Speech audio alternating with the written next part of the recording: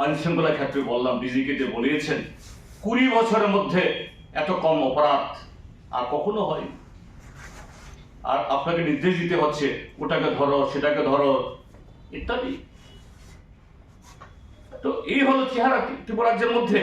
কাজে আবারও মাননীয় মুখ্যমন্ত্রী, যে আপনার দলের লোক বা আমরা বিরোধীরাও সকলেই ঠিক আছে, ব্যক্তি হিসাবে একজন মুখ্যমন্ত্রী হিসাবে আপনাকে আমরা সকলেই জন্মদিনের শুভেচ্ছা জানাচ্ছি।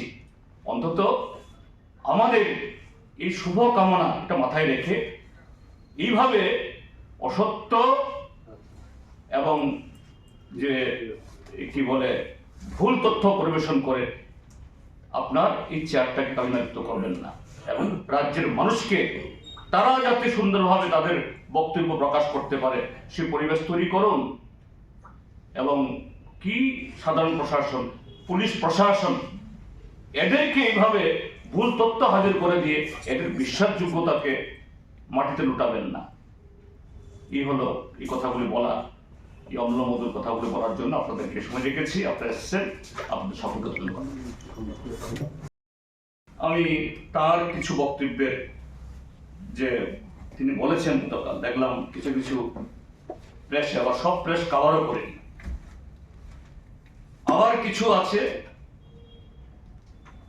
এই মিডিয়া যে মাননীয় মুখ্যমন্ত্রী যা বলেননি তিনি তার থেকেও 3 গুণ লিখে দিয়েছেন। জানি না টেলিফোনে আবার তাকে সব বলেছেন কিনা। যাই হোক, আমি নাম বলছি না, এটা মিডিয়ার স্বাধীনতা, বলতেই পারেন। তিনি কি বলেছেন, মাননীয় বিরোধী দল নেতা তিনি গোয়েবলসের মতো নতুন নতুন তথ্য দিচ্ছেন। আরে আমি তো কোনো তথ্য দিইনি, মাননীয় মুখ্যমন্ত্রীকে বলেছি আপনি যাদের তৈরি করা প্রতিবেদন পড়ছেন আগে ভালো করে চোখ বুলিয়ে নিন, ভালো করে ইতিহাসটা জেনে নিন। আপনি তো মুখ্যমন্ত্রী, ওই দলের নেতারা আবুল তাবুল বহু কিছু বলে। ভারতের স্বাধীনতা ওই 2005 সালে হয়েছে, সংবিধান রচনা হয়েছে এই 2014 সালে, এরকম অনেক কিছু বলে। এটা তাদের অধিকার, যা কিছু বলতে পারে। কিন্তু আপনি একটা সংবিধানের পদে আছেন, আপনার মুখ দিয়ে অসত্য কথা বলানো বা আপনি বলেন, এটা তো মুখ্যমন্ত্রীর যে আসনের তার গরিমা, তার মর্যাদাহানি হয়। এতে রাজ্যবাসী হিসাবে এটা আমাদেরও অপমান, আমাদেরও খারাপ লাগে। কাজে আমি নতুন তথ্য দিইনি, আপনার তথ্যকে আমি বলছি ভুল তথ্য দেবেন না। তারপরে বলছেন যে তিনি যে সত্য কথা বললে বিরোধীদের গাত্রদাহ না কি জানি, মানে ইংরেজি শব্দ বললে ইচিং, চুলকানি হয়। আরে তিনি তো জানেন ডেন্টিস্ট, দাঁতের ডাক্তার।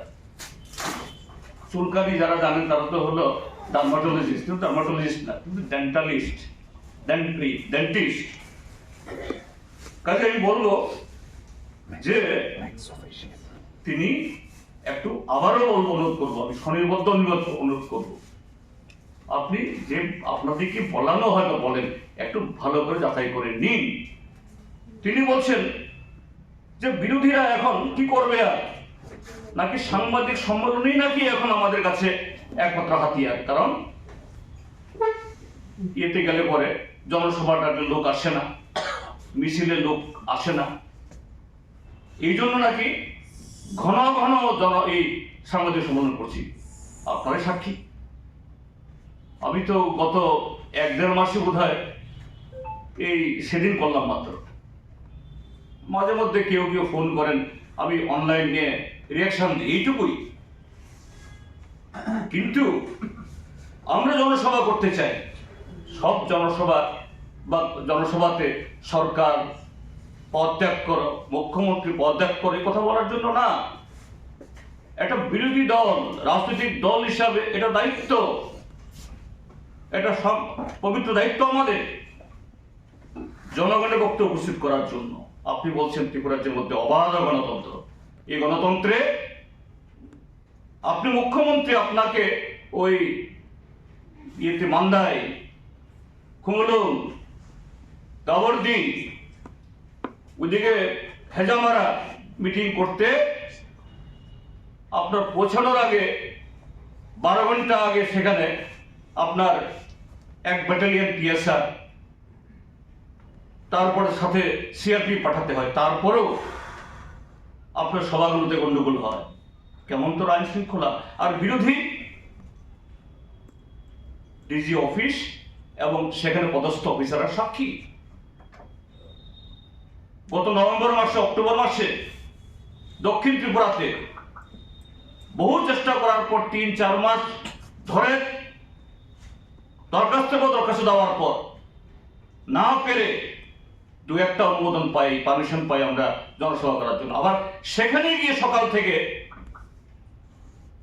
মঙ্গলবার দিন শনি পূজা শুরু করে দেয়। আমাদের মাইক বাঁধতে দেয় না, উল্টা 10টা-12টা সেখানে ডিজে এরকম পাওয়ারফুল মাইক বসিয়ে দেয়। আপনাদের এসপি, ডিএসপি, এত সংখ্যক পুলিশ গিয়েও এদেরকে বিরত করতে পারে না। তাহলে আপনি বলছেন যে না, বিরোধীরা লোক পায় না, লোক আসে না, এই কারণে একমাত্র মাধ্যম সাংবাদিক। আমার এখন ভয় লাগছে কবে আপনাদেরকে বলে দেবে, এই খবরদার, সিপিআইএম এর নেতা, বিরোধী দলের নেতা, এদের সাংবাদিক সম্মেলনে যাওয়া যাবে না।